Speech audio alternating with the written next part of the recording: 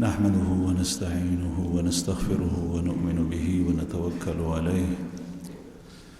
ونعوذ بالله من شرور أنفسنا ومن سيئات أعمالنا من يهده الله فلا مضل له ومن يضلله فلا هادي له ونشهد أن لا إله إلا الله وحده لا شريك له ونشهد أن سيدنا ومولانا محمدا عبده ورسوله أما بعد فأعوذ بالله من الشيطان الرجيم بسم الله الرحمن الرحيم لقد كان لكم في رسول الله أسوة حسنة لمن كان يرجو الله واليوم الآخر وذكر الله كثيرا وقال النبي صلى الله عليه وسلم أنا سيد ولد آدم ولا فخر وبيدي لواء الحمد ولا فخر صدق الله العظيم وصدق رسوله النبي الكريم ونحن على ذلك لمن الشاهدين والشاكرين والحمد لله رب العالمين. درود الشريف اللهم صل على محمد وعلى آل محمد كما صليت على إبراهيم اللهم بارك على محمد وعلى آل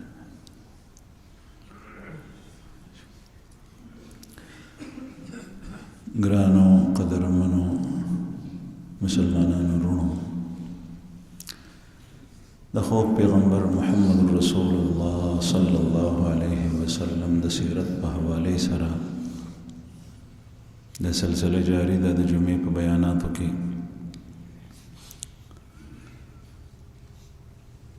رسول الله صلی الله علیه وسلم ځواني او زلمیتوب څنګه تیر کړو نبی کریم صلی الله علیه وسلم په بچپن کې چې کله بنو سعد ابن بکر کې د هغې ماشوموالی تېرېدو او رضاعت یې هلته شوی او هلته یې ګډې بیزې سرولې وې نو پیغمبر علیه الصلاة والسلام بیا په ځوانۍ کې هم دغه څاروي سرولې دي نن سبا د کسب او د پیشې په وجه باندې بعضې خلکو ته سپک ګوري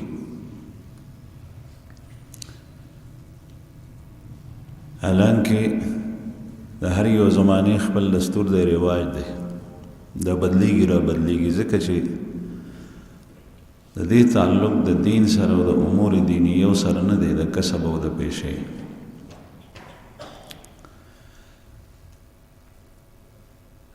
لوهارتوب چمیارتوب ترکڼتوب کلالي دا ټول هنرونه دي کسبونه دي نه دا سړی معزز کوي او نه دا کسبونه او پیشې سړی ذلیله کوي عزت او ذلت ورکوونکی ذات هغه صرف او صرف د الله دی البته دومره خبره ده چې هر یو پیغمبر چې الله جل جلاله راستولی دی په خپله زمانه کې نو هغه په داسې خاندان کې راستولی دی چې خاندان معزز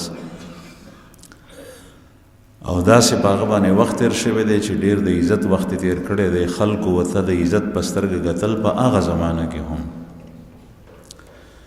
نن سبا به بعضې کسبونو ته سپک کتی شي هغه زمانه کې څاروي سرول دا د عزت پیشه وه قرآن کریم کې الله جل شانه د انسان دپاره د مدح په ځای کې د دې تذکره کړې ده چې تاسو څاروي وي سحر لاړ شي سران ته او ماښام بیا راځي په دې کې تاسو دپاره زینت دی ښایست دی نو ښایست او زینت په هغه څیز کې وي چې کوم شی د عزت ګڼلی شي رسول الله صلی الله علیه وسلم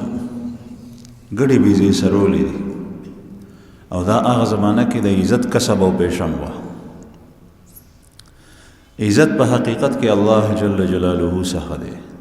او ذلت هم هغه څخه دی چې هغه وغواړي نو چاته عزت ورکړي او چې هغه وغواړي چاته ذلت ورکړي. وتعز من تشاء وتذل من تشاء بيدك الخير انك على كل شيء قدير. تو جس کو چاہے عزت دیتا ہے اور تو جس کو چاہے ذلیل کرتا ہے. تیرے ہاتھ میں سب کچھ خیر و بھلائی ہے اور تو ہر چیز پر قادر ہے. اللہ جل جلالہ په نږدې معیار د عزت او د شرافت او د قدردانی او د درناوي هغه د انسان تقوا ده. ان اکرمکم عند الله اتقاکم. په تاسو کې معزز د الله په نږدې هغه څوک دی چې چا کې تقوا ډېرې. عند الله یو فرمایل الله په نږدې او الله څوک دی هغه خو خالق السماوات والارض دی. هغه زمون رب دی، هغه زمون خالق او مالک دی. د هغه په قبضه قدرت کې د اسمانونو او ځمکې دي. یو ځل یو یهودي رسول الله صلی الله علیه وسلم څخه رالو. د یهودو غټ عالم حبر الیهود، بخاری شریف کې حدیث دی. نبی کریم صلی الله علیه وسلم په وړاندې دا خبره وکړه چې الله جل جلاله د ځمکې په یو ګوته ټینګې کړي دي، اسمانونه په بله ګوته ټینګې کړي دي، ونې په بله ګوته ټینګې کړي دي. دغسې د 5 وړو ګوتو تذکره یې وکړه. نو رسول الله صلی الله علیه وسلم مسکی شو اور وہ فرمائے وما قدر اللہ حق قدری. ان لوگوں نے اللہ کی قدردانی نہیں کی جس طریقے سے اس کی قدر کرنی چاہیے تھی. دی خلق خپل رب قدر نہ دے کړي دی الله په جندل نه دي صحیح مانو کې. یہ حدیث مبارک کې رسول الله صلی الله علیه وسلم مسکی کېدل په دې بنیادو هغه حدیث په آخر کې الفاظ راځي چې تعجب رسول الله صلی الله علیه وسلم کولو د یهودي په وینا چې د الله د قدرت نه خبر دی او بیا به الله باندې ایمان نه راوړي، د الله پیغمبر نه بني. او د دې ګوتو تذکره دا متشابهات دي. الله جل شانه د انسان او د مخلوق غوندې نه دی. بهرحال دا خو د الله جل شانه چې چاته وغواړي عزت ورکړي، چې چاته وغواړي ذلیل یې کړي. خو د الله په نږدې باندې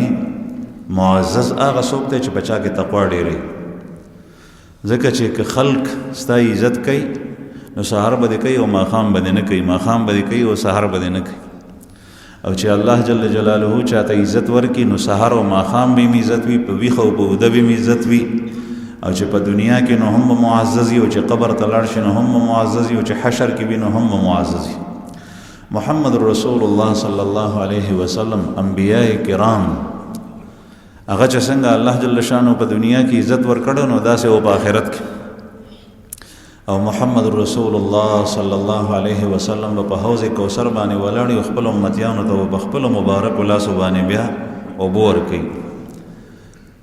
دا الله جل شانه عزت او بیا د هغه په پل باندې پل کې خودونکو ته دا عزت او شرافت الله جل شانه ورکړي چې د هغه د لاس نه بوته پیاله ورکړي. ابو بکر صدیق رضی الله عنه به هم وسره ولاړ. او دا ورځ داسې ورځ ده چې الله پاک دې د دې ورځې د ذلت او رسوایي نه مونږ وساتي. احادیثو کې راځي چې یو ځل نبی کریم صلی الله علیه وسلم وفرمایل، دا حدیث مبارک هم د احادیثو کتابونو کې دی او صحیح بخاری کې هم دی. کتاب التفسیر کې امام بخاری رحمه الله راوړی چې رسول الله صلی الله علیه وسلم وفرمایل بعضې خلق به د حشر میدان ته په دې حال کې راځي چې مخ به لاندې وي خپې به پورته وي او په مخ به را رواني په مخونو باندې. نو یو سړي تپوس وکړو چې یا رسول الله په مخ باندې به څنګه ځي؟ سړی خو په خپو تلل کوي، مخ باندې به څنګه ځي؟ نبی کریم صلی الله علیه وسلم وفرمایل چې کوم ذات دته په خپو باندې تلل خولی دی هغه ذات به په مخ باندې بیایي.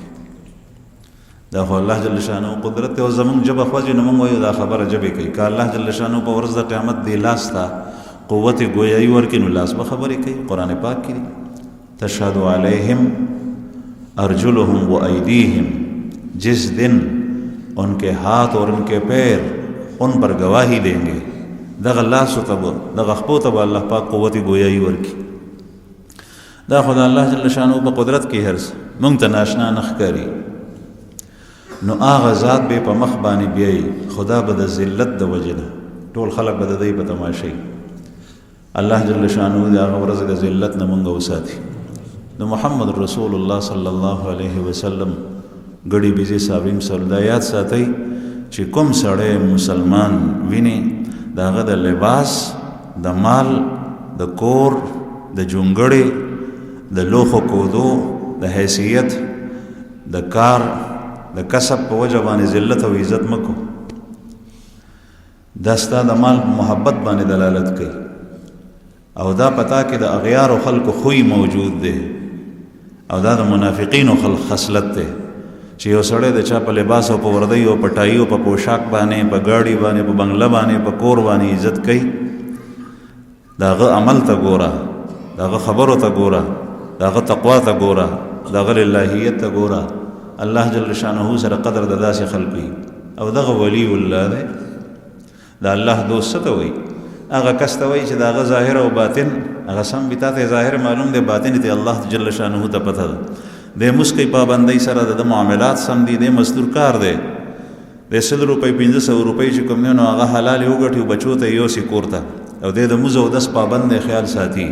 او د چاته دوکې دړاکې نه ورکوي. ولی نور څه ته وي؟ دغه ولی دی. ته دته توجه نه ورکې، او ستا مخې ته چې دنیادار سړی راشي نو هغه ته لفټ ورکې، نو دا د نفاق خصلت دی د منافقینو، او دا کافرانه اعمالو کې راځي. الله جل شانه دې موږ د دین وساتي. رسول الله صلی الله علیه وسلم بغړي بيزي سره ولي چې کله په خپل مکه مکرمه کې یو ځل حضرت جابر ابن عبد الله رضی الله عنهما فرمایي چې پیغمبر علیه الصلاۃ والسلام سره مونږ وو. دا بیا درست واقع ده. مر زهران د مکه مکرمه مدینه منوره ترمنځ ځای دی. هلته کې د عراق ونه وه، دا یو ونه د په عربو کې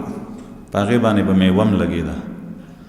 هغه میوه به داسې وګڼو لکه نن سبا چې زمونږ په دې علاقو کې چېرته انځران وي، انځران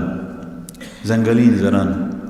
نو انځر د خوراک شی دی، خوږ شی دی، خو کله داسې وي چې هغه ځنګلي انځران وي کېږي، یا نن سبا په دې غریزو علاقو کې ګورګوري وي. نو صحابه وایي چې مونږ هغه ټولولې،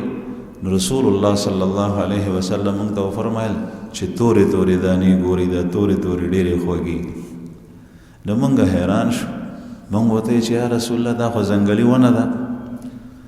او د دې نه خو واقف هغه سړی چې چا په دې ځای کې وخت تېر کړی، او دا عموما شپانه او ګډبانه خلک داسې کوي چې چا څاروي سرولي. نو مونږ ورته چې یا رسول الله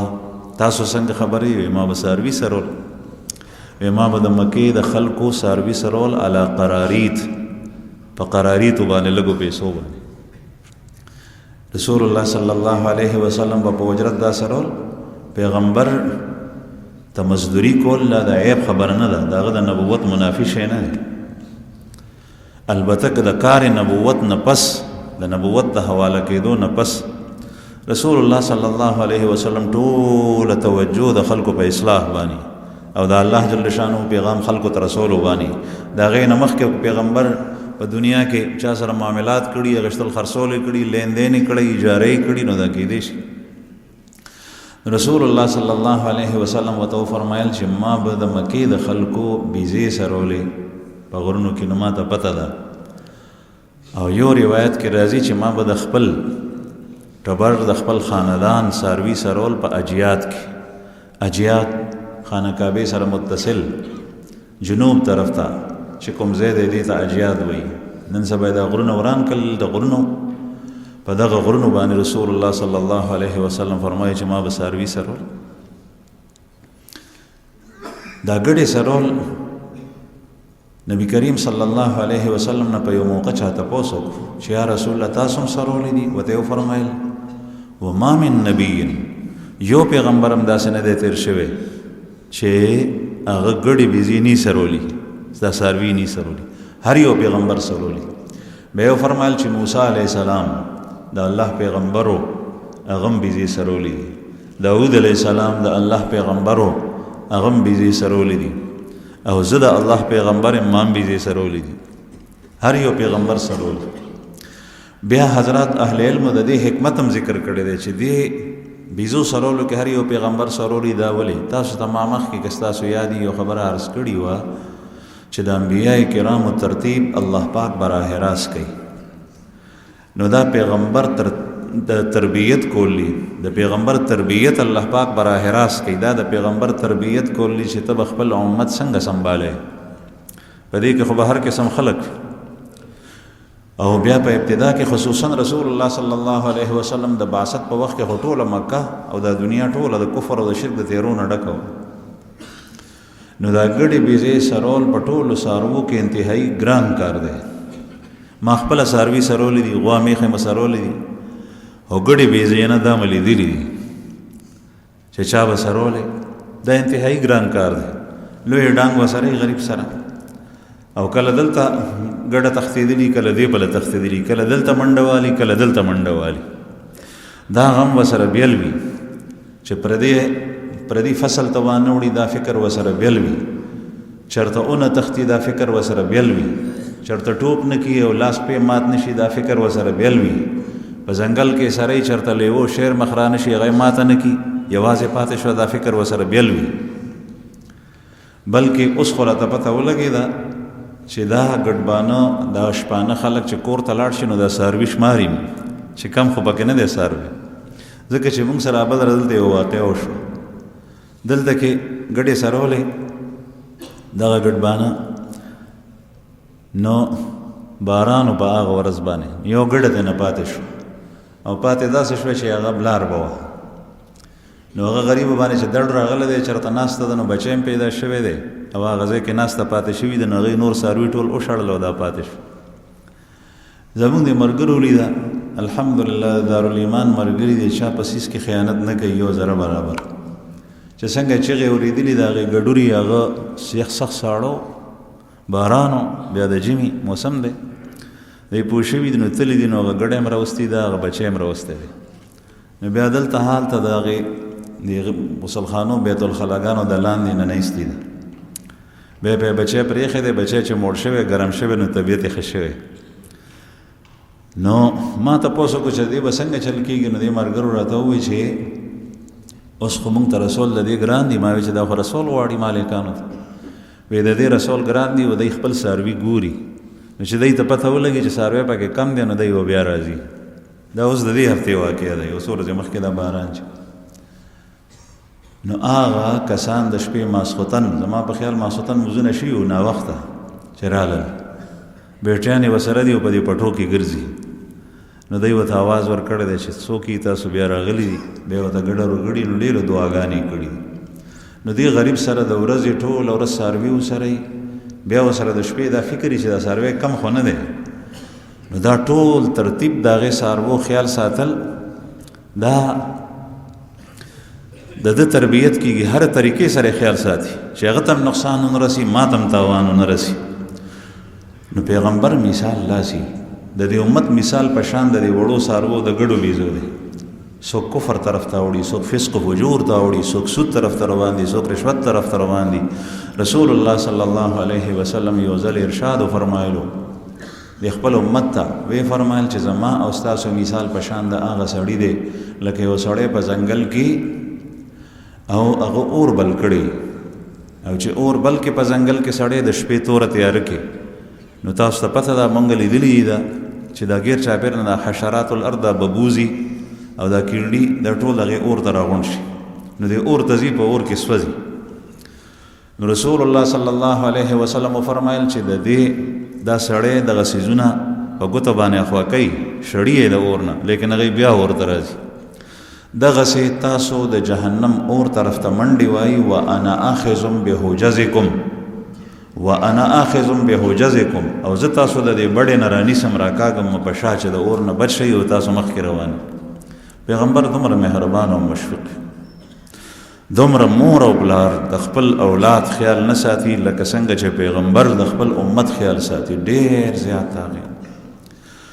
او بیا چې څومره د نبی کریم صلی الله علیه وسلم په نقش قدم باندې روان کس وي په امت کې،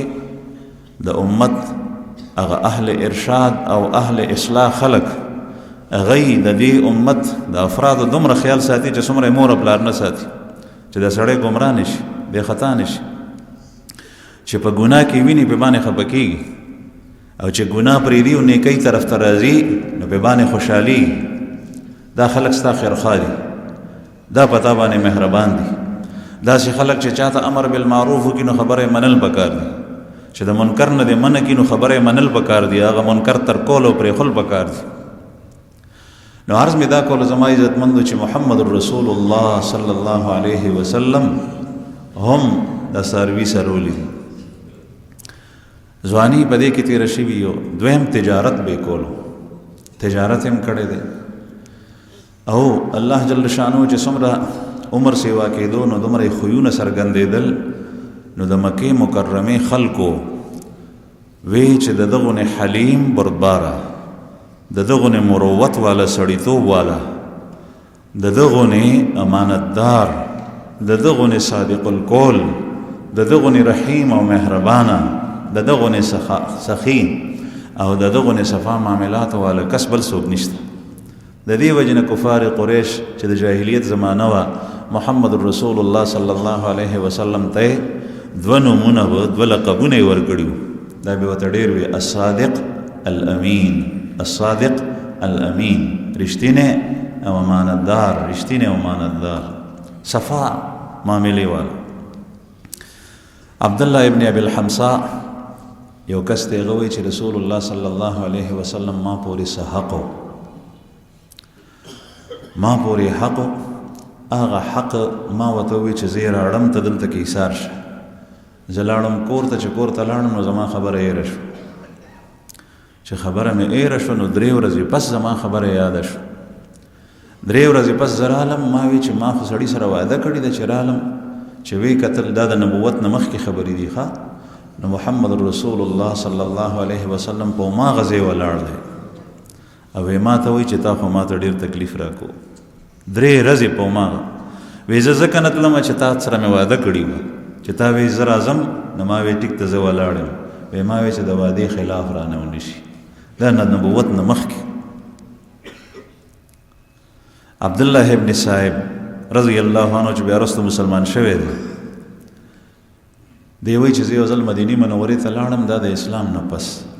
چې اسلام خور شوی. رسول الله صلی الله علیه وسلم ما ته وایي، پیغمبر علیه السلام خو زه وپېژندم، ما ته وایي چې ما پېژنې؟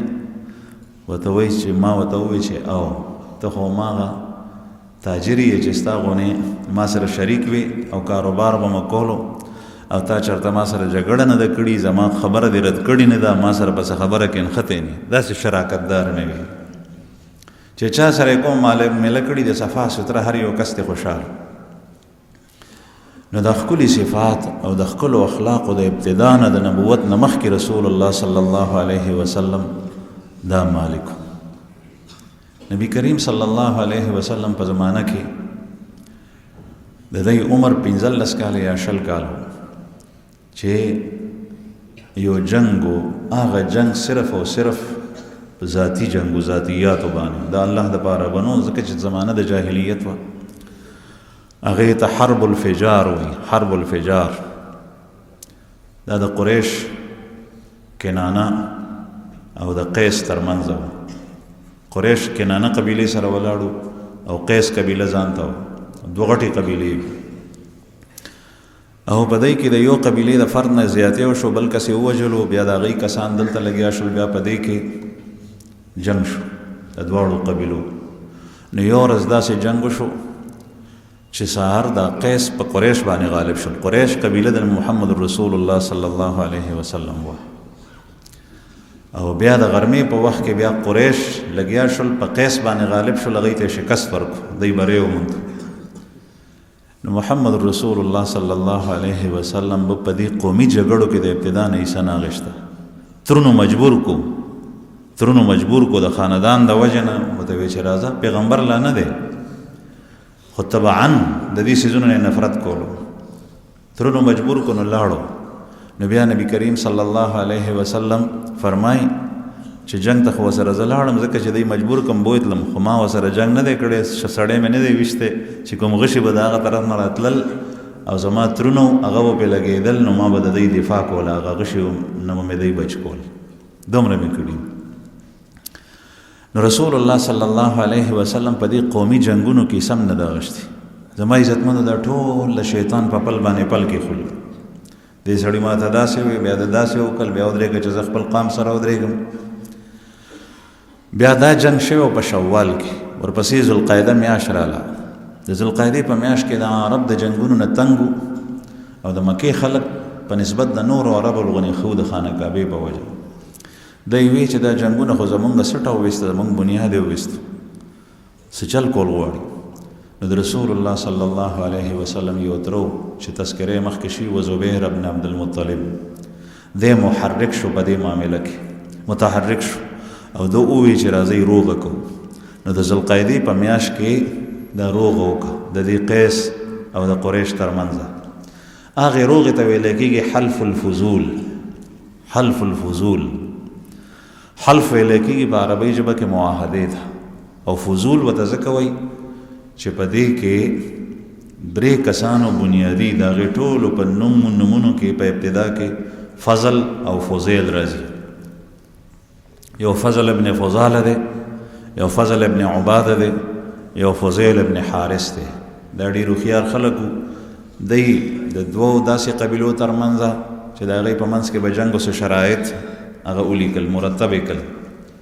او بیا یې وی چې په دې خبرو باندې دا دواړه قبیلې چې کوم نو په خپله کې یو کو نو چې خلکو ته یې وښولې نو هغه د مشرانو خوښې شوې نو وی چې ټیک ده نو په مکه کې یو سړي سخي سړی و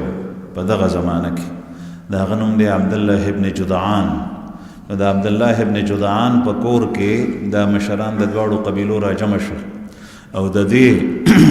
فضول هغه معاهده یې هغه یې ورته مخې ته کېښوه چې دا شرایط دي په هغې کې چې کوم بنیادي کردار و هغه د یو غټ شرط و هغه شرط دا چې نن نه پس کوم سړی چې په چا باندې ظلم کوي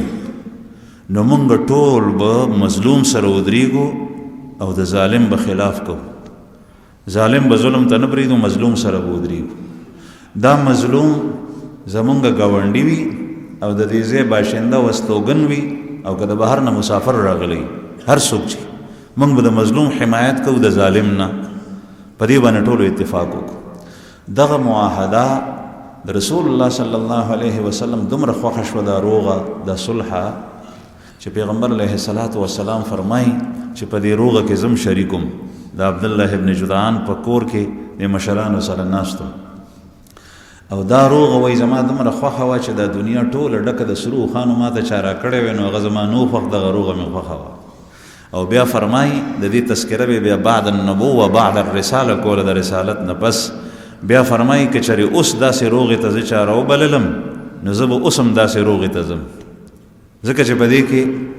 دشمني ختمول دي قتل و غارت ختمول دي دا کوم ځای کې چې چېرته جنگ راځي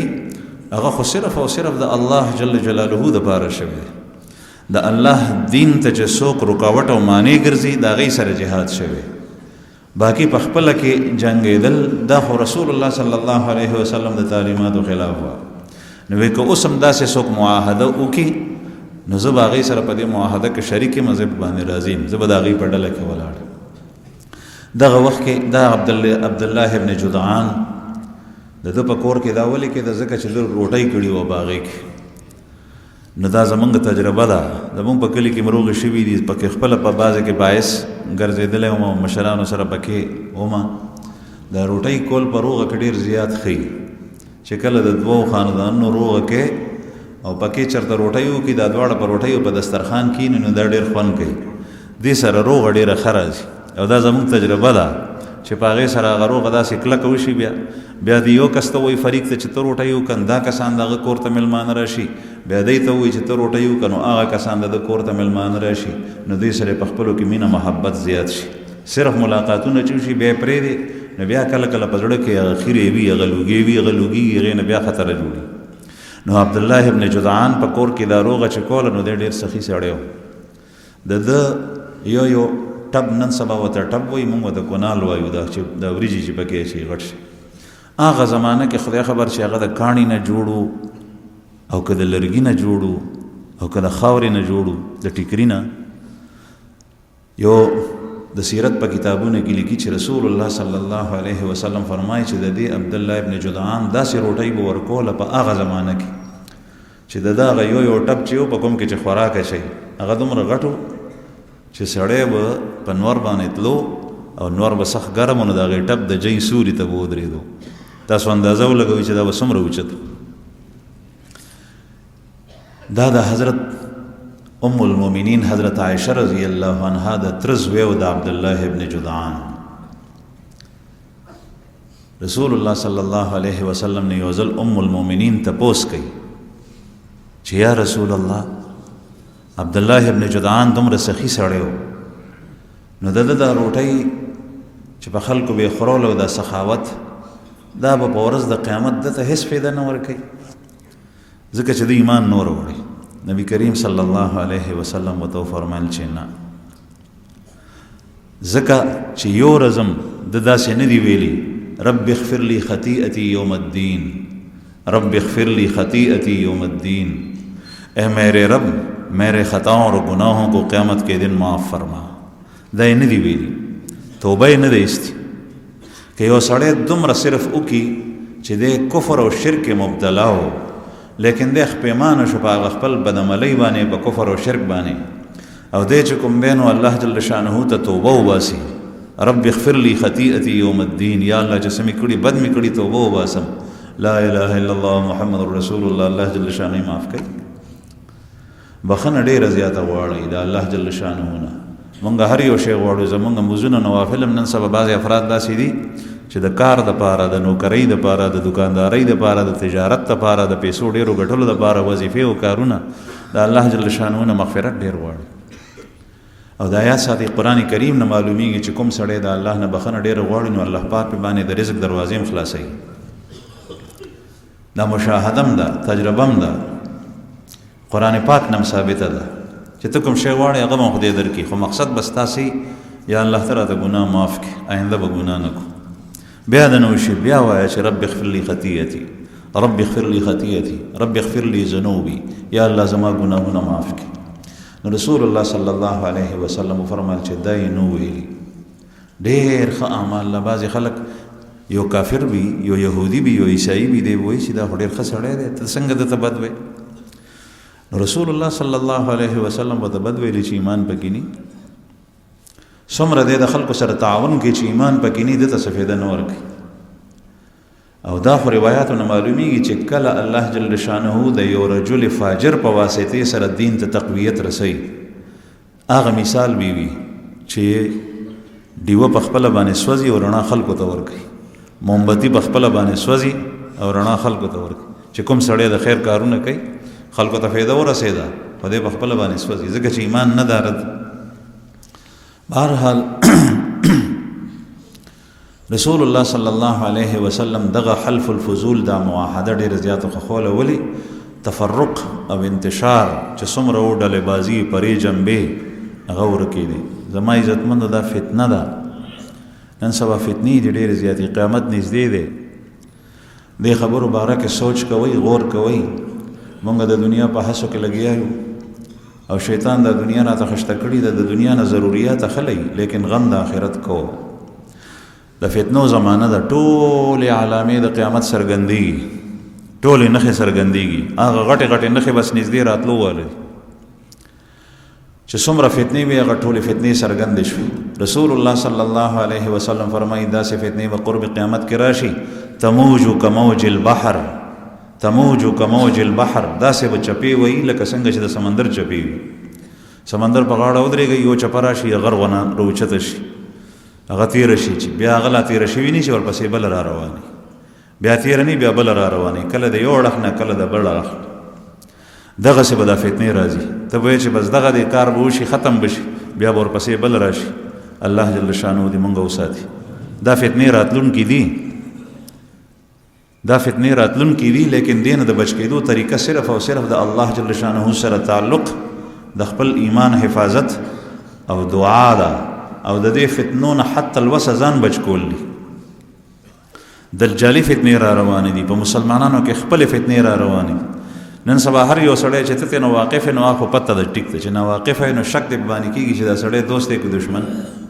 ما ته به فایده راکوي که نقصان هر یو سړي د بل نه خطر او یره کېږي داسې وخت رالو په زړه کې راته څه دي دا سړی مو ما پسې څه خبره کوي مختلف قسم فتنې دي او فتنه ویل کېږي په عربی کې ازمیښت او د انسان دپاره د مسلمان دپاره د مؤمن دپاره خطرناکې فتنې هغه دي چې د ایمان په خطره کې شي ایمان او اسلام په خطره کې شي هغه په امتحان کې بروزي چې ستا ایمان ته به نقصان رسي الله جل شانه دې مونږ وساتي علاج دې دعا او بل علاج دې تعلق مع الله د الله سره تعلق جوړول او درېم علاج دې خو صحبتونو مجالسو کې ناسته هغه ځایونه چې کوم ځای کې دا فتنې ډېرې د هغې نه ځان بچ کول نو رسول الله صلی الله علیه وسلم دا معاهده ډېره زیاته خوښوله حلف الفضول لا شي پیغمبر علیه الصلاة والسلام به تجارت هم کولو د نبی کریم صلی الله علیه وسلم د امانت او د صداقت پته حضرت خدیجه رضی الله عنها ته ورسېده دا په مکه مکرمه کې مالداره بیبي وه او د انتهایی شریف خاندان سره تعلق بنو اسد سره او دومره پاکه بیبي وه چې د جاهلیت په زمانه کې هم او بیا په اسلام کې خود خلکو به ورته طاهره وي طاهره او طاهره معنا د پاکه یعنی هر لحاظ سره دا پاک د جاهلیت په زمانه کې هم په اسلام کې هم د دې سره مال مو ډېر دی به داسې کول چې دی به خپل مال چاته ورکو ورته به په مضاربت باندې چې دا مال ما ته خرڅ که دومره ګټه باته درک نو محمد رسول الله صلی الله علیه وسلم صفات چې کله شهرت ډیر کېدو په مکه کې ټول ته متاثر وو د ښو اخلاقو نه نو حضرت خدیجه رضی الله عنها ورته پیغام واستولو شام ته قافله روانه وه چې دا قافله ځي او ته که زما مال واخلې زما مال تا یوړو تا خرڅ کو نو چې نور څوک تا ته یو اجرت درکوي نو زه به د هغې ډبل درکوم او زما دا مال ما ته خرڅ که رسول الله صلی الله علیه وسلم د خپل ذات دپاره نه د تره د وجې نه والد صاحب پرې وفات شوی نیکه وفات شوی دی اوس تره ابو طالب صاحب دغه وخت کې په مکه کې چې کوم دی نو فقر و ډېر د ابو طالب اهل و عیال ډېر و خرچې ډېرې وې نو د تره د اخراجاتو د وجې نه یې غاړه کېښوه چې زه څه پیسې لاسته راشي نو دا به تره ته ورکړم نو هغه به د اهل و عیال باندې خرچ کولو کې به ورسره تعاون وکړه د انسان نرتوب دا دی چې په خپله یې ګټي او په بل باندې وخورئ نه دا چې لکه د شلې ګیدړې په شان بل ته ناست او د بل په جیب باندې نظر چې دی او ماته راکړي غیرت تقاضا دا کوي چې ته وګټه بل باندې وخوره د الله بندګي کو او بیا مزدوري کو ځان نه زوره وباسه ګټه په بل باندې اخرو محمد رسول الله صلی الله علیه وسلم دام کړي د دې وجه نه دې ته غاړه کېښوه وی ټیک ده حضرت خدیجه رضی الله عنها مال ورکو د هغې مال یوازې به دومره و چې د قریشو د ټولو قافلې به دومره مال نو د هغې مال به پسې واو هغه نبي کریم صلی الله علیه وسلم روان کو حضرت خدیجه رضی الله عنها یو غلام میسره هغه غلام یې ورسره کو د تعاون او د مدد دپاره دی روان شول قافله روانه شوه تجارت دپاره شام ته تلل چې کله شام ته ورسېدل د شام سرحد ته دننه بصره نومې ښار و د هغې تذکره مخکې شوي وه نن سبا هغه شمالي سعودي عربستان کې راځي نو هغه زمانه کې دا په شام کې و چې هلته ورسېدل دا د شام ملک رسول الله صلی الله علیه وسلم د غرمې وخت یو ونه و د هغې ونې سوري ته کېناستل میسره غلام هم دی ورسره نو دې ځای کې یو راهب و لکه څنګه چې مخکې تذکره شوي وه هغه بحیره راهب او دا اوس چې کوم راهب دی دغه وخت کې د نبی کریم صلی الله علیه وسلم عمر 25 کاله وخه 25 کاله عمر دغه راهب دی نستوره دغه نستوره راهب د خپلې ګرجین راووت میسره ته اشاره وکړه ورته یې وی چې دا تا سره څوک دی وی چې دا خو د قریشو یو سړی دی او ډېر ښه خاندان سره تعلق دی بنو هاشم دی نبی کریم صلی الله علیه وسلم ورته یاد کو نو هغه راهب ورته وایي چې دې ونې لاندې خو پیغمبر نه علاوه بل څوک نه دي ناست. عیسی علیه السلام ته لاندې ناستو او اوس دا بل کس دی چې لاندې کینی، دا خو ماته نبي و آخر الزمان ښکاري. بیا ورسره نږدې شو، بیا نښې نښانې کتې، رسول الله صلی الله علیه وسلم مبارک سترګو ته یې وکتل. پیغمبر علیه السلام ته الله جل شانو ډېر حسن، ښایست او جمال ورکړو. په دې سترګو په دې سپینوالو کې به سرې سرې نرۍ نرۍ رغدې وي، سره سره نري رګونه. نو هغه نستوره راهب میسره ته وایي چې دا سره رګونه، دا سرې رغدې وي چې دا خو د مخکې نه د ده دي. نو هغه پوه شو چې دا خو داسې ښکارېږي چې د الله پیغمبر دی. رسول الله صلی الله علیه وسلم هغه مال تجارت دلته کې خرڅولو. نو بیا یو سړی رالو، هغه ورسره پس خبره باندې اختلاف شو. نو ورته وی چې واللات والعزا، په لات او په عزا دې قسم وي، دا خبره داسې ده. نو محمد رسول الله صلی الله علیه وسلم ورته فرمایي چې لات او عزا خو بوتان دي، زما ډېر بدي شي او زه خو د هغې نه ډډې ته ځم، ما ته د هغې قسم مه خوره، د الله په نوم باندې قسم خوره. هغه سړي اقرار وکړو، ورته ویې چې ستا خبره ټیک ده. او بیا چې نبی کریم صلی الله علیه وسلم معامله کې کومه خبر وه، د هغې اعتراف یې وکړو. پیغمبر علیه السلام هغه مال خرڅ کو، او چې کوم مال نور غشتلو هغه یې واغشتو، ځکه چې د دې ځای مال بیا هلته وړو خرڅولو، بیا د هلته نه بیا راوړو مکه کې بیا خرڅولو. نوره سودا یې وکړه او را روان شو. نو میسره چې کوم ورسره غلام و، هغه وایي چې په لاره باندې به مونږ راتلو، نو چې کله به سخت نور نو دوو فرښتو به رسول الله صلی الله علیه وسلم باندې سوری کړی و، هغه به د وریځې په شکل کې ښکارېدی او په هغې باندې به خاص سوری کړی و. ان تر دې چې مکې مکرمې ته رالل، نو دې ځای کې هم رسول الله صلی الله علیه وسلم باندې دې فرښتو سوری کړی و. دغه وخت کې حضرت خدیجه رضی الله عنها په خپل کور د پاسه ولاړه وه، سره نورې زنانه وي، او یو ځای نه یې کتل، نو هغه زنانو ته یې وښیل. رسول الله صلی الله علیه وسلم ورته وښول. نو چې کله میسره رالو، نو حضرت خدیجه رضی الله عنها ته تپوس وکړو د پیغمبر علیه السلام تګ او واپس راتګ او ټول حالات. نو داسې ناشنا ناشنا بیانات یې ورته وکړل چې هغه ته ډېره زیاته متاثره شو. او کوم مال چې رسول الله صلی الله علیه وسلم وړی و، نو هغه یې په دومره منافع باندې ورته خرڅ کړی و چې داسې نفع د دې نه مخکې بل چا نه وه ورکړي. حضرت خدیجه رضی الله عنها چې دغه وخت کې لا اسلام نو، هغې هم ورته چې کومه مزدوري مارلې وه، نو د هغې نه علاوه برخه یې ورته ورکړه ډېره، او کوم سامان چې د هلته نه راوړی و، نو هغه یې دلته په ډېره ګټه باندې په مکه مکرمه کې خرڅ کړو.